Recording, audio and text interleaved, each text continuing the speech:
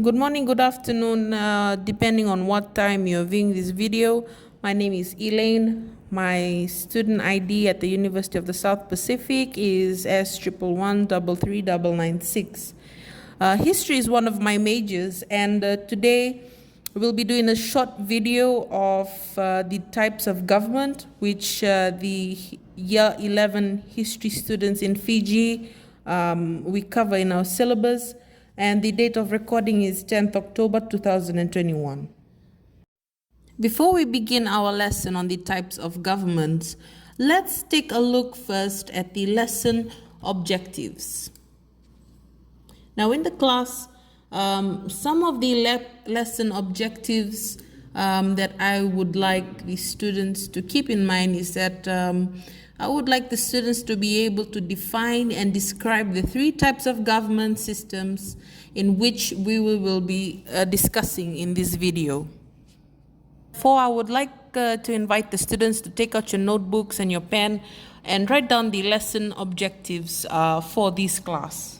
Students, feel free to pause the video and write down some of the main points, or try to think of how today's lessons relate to our country in Fiji or our society. Some of us may come from a village and will understand some of the types of governments that we'll be discussing in today's lesson. Now, I know there's a lot of government systems that you learned in year 9. In year 11, we'll just be focusing on 7 main types of government that is common in today's modern era. However, today's lessons, because of the time, we will only focus on 3 governments. All right, we'll just focus only on the dictatorship, as you can see there.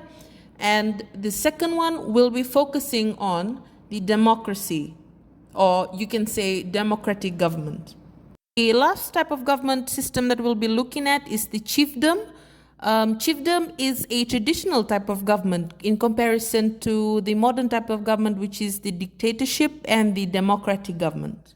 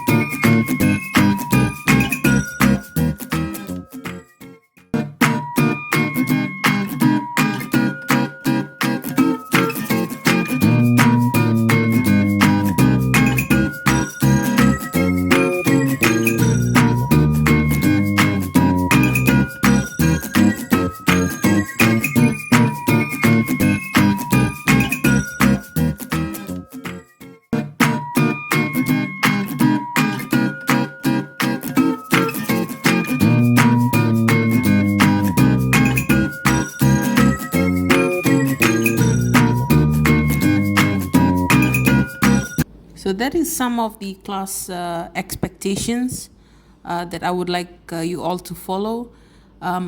Anyhow, let's move into our discussion. And the first type of government system that we'll be looking at now is the democratic government.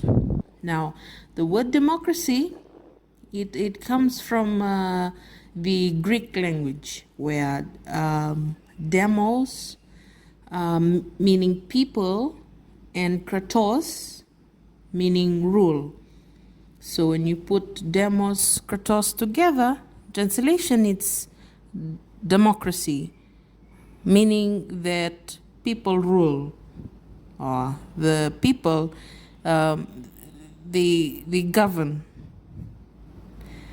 And how this is possible is because when a democratic government is chosen, the people get to decide who gets to lead for them. So the people has the power to put their leader in that position to lead the country through elections.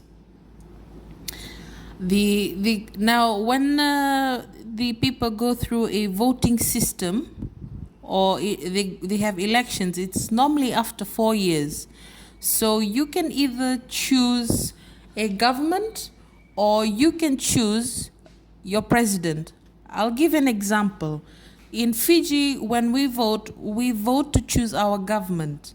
But in the United States, most of the Americans, during the elections, they vote to elect the president.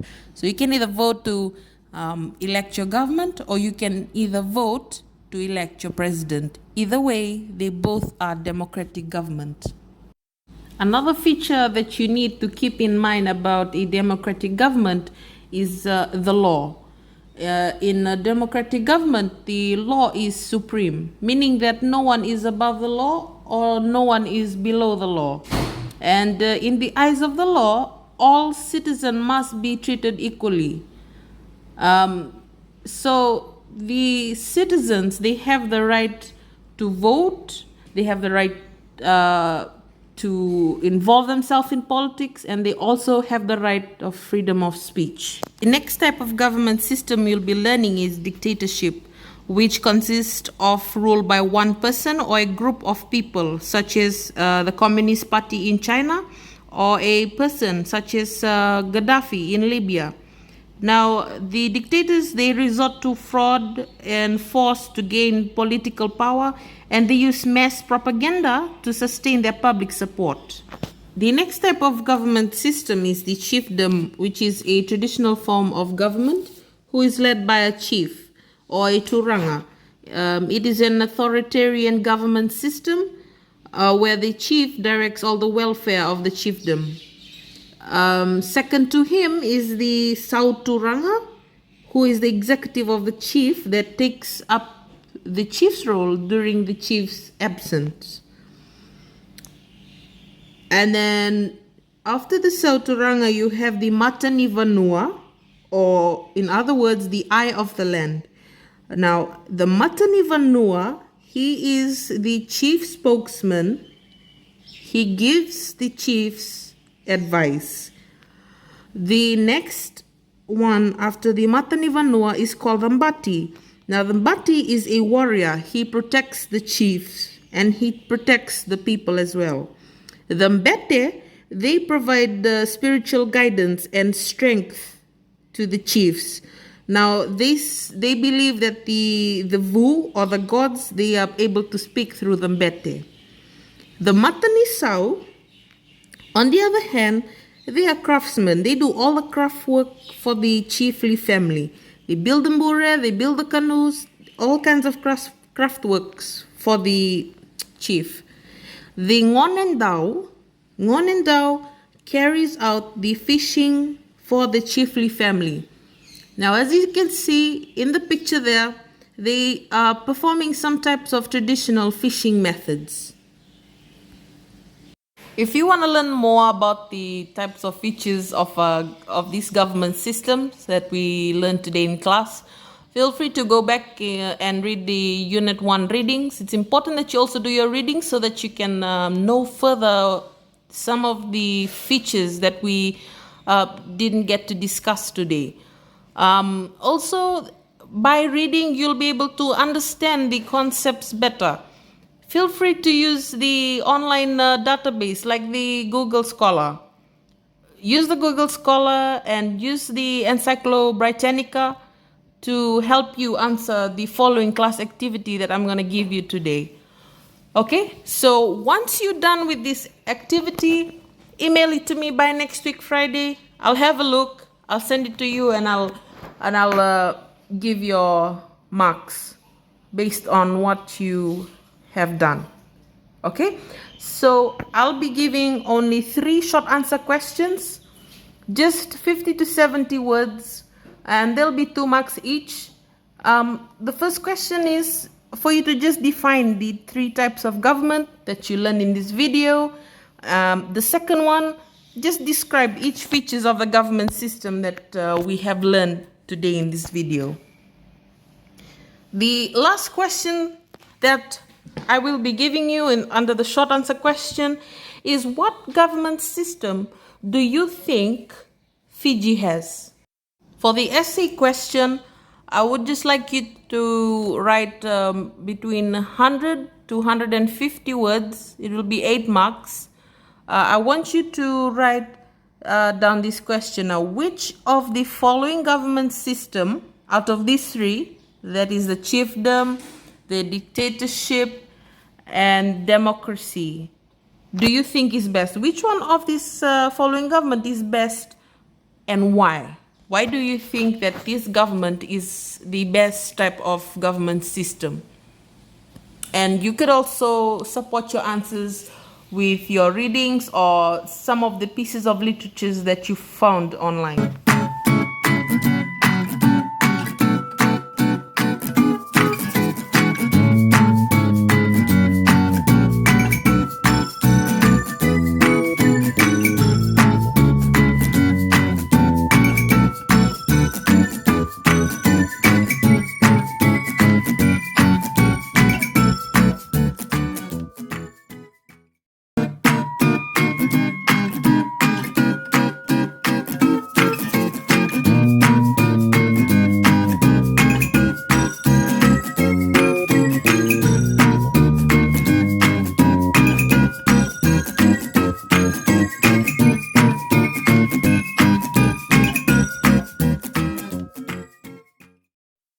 Now, while you're writing the essay questions down, I would like to recap today's lesson where we talked about the 3 types of government systems, and that is the democratic government, the first government system we talked about.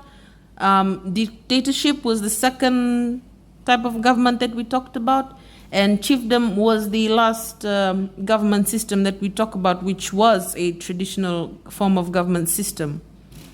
Now, just a recap, democratic government ruled by the people. The people gets to decide their leader, who's going to be their leader, and the law. The law is supreme. No one is above, no one is below the law. All the people, they have the freedom of speech, they have the right to involve themselves in politics, and then they choose their leaders by voting.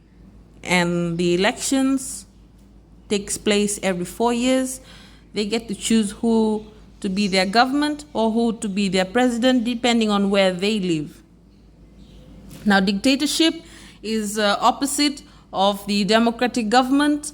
Now, these dictators, they have only one ruler, or they have a group of people, such as the Communist Party in China. People that rule the countries on their own, such as Gaddafi in Libya. They tend to resort to force or to fraud to gain their political power. And then what they do is that they use mass propaganda to sustain their public support.